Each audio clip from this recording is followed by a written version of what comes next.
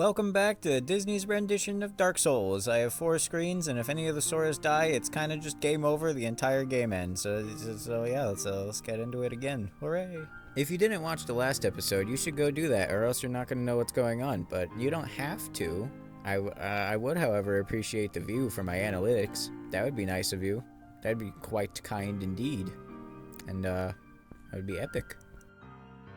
Perhaps even a subscribe and a like would also be epic.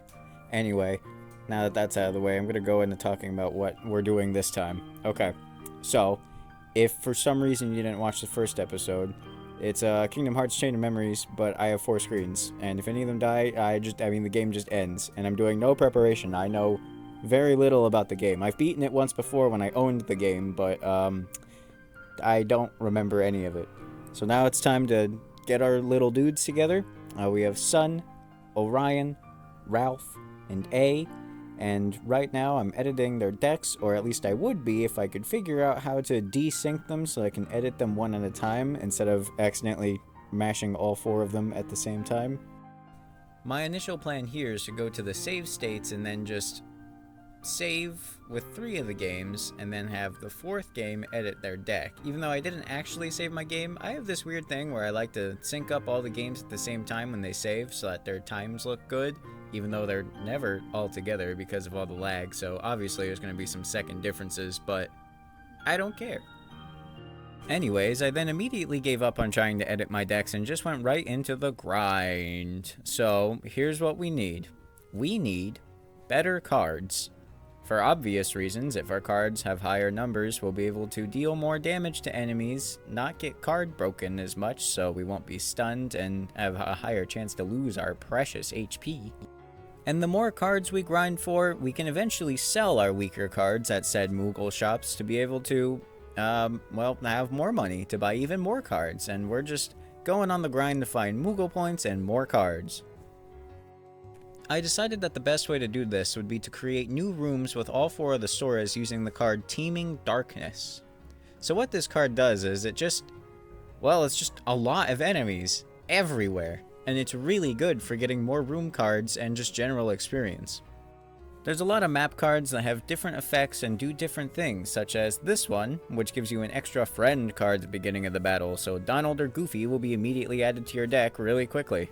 Then there's this card, which has all the enemy Heartless's cards have a value of 2 less, which is self-explanatory, but could actually do more harm than it is good, because if the enemies already have low-cost cards, they turn into zeros. So then, if they play it second when you throw an attack, they'll card break you and then punch you in the face, which would not be good. So all the cards are balanced in their own ways. If you have no idea what I'm talking about when I say zeros or enemy card values, you probably didn't watch the last episode, and now is your chance to click off and go watch it, because this is the point where everybody leaves anyway. Clearly, it's nothing to do with how I do things, and it must be that every person who watches these videos has the attention span of 3 minutes or less. Yep, that's what I'm going with.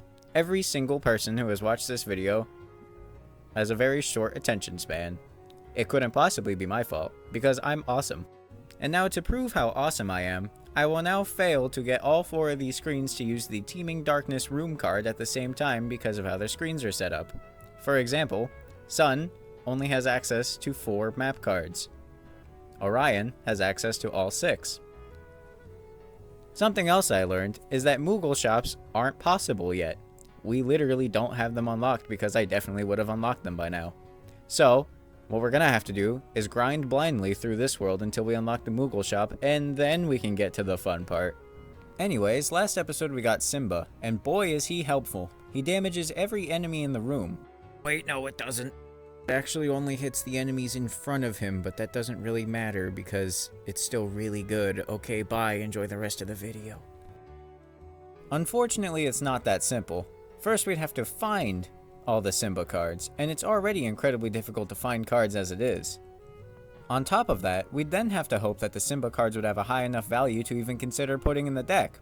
Since we can stack them on top of each other with the slight mechanic we learned from Leon last episode, it's not too big of an issue what card value it is, but it will be very handy to have a higher level Simba, or higher value I should say, than a 1 or a 2 that we found from a box.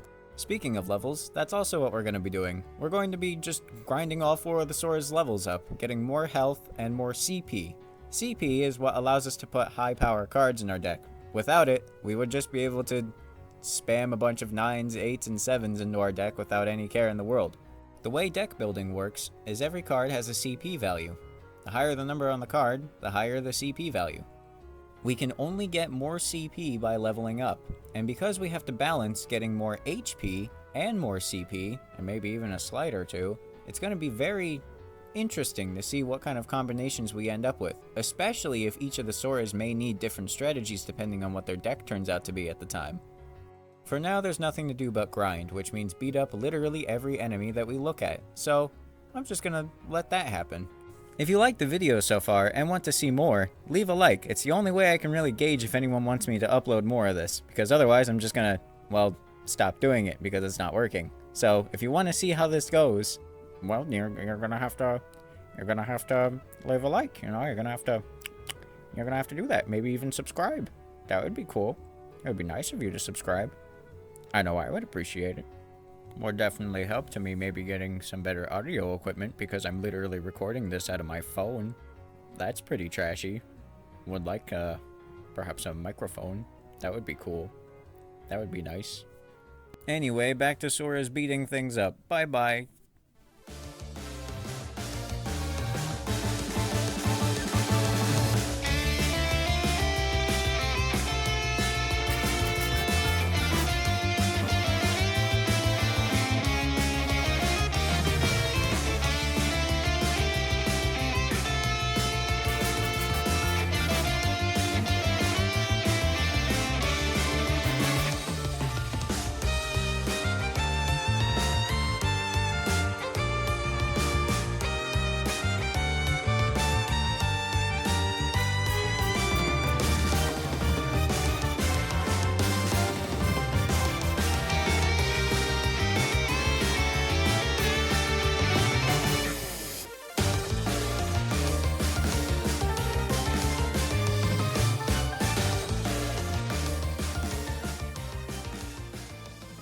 While demolishing Heartless, I come across this card, Sleeping Darkness. This card is incredibly valuable.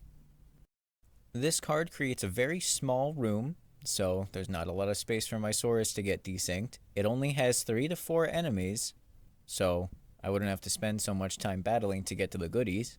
And it has 3 objects.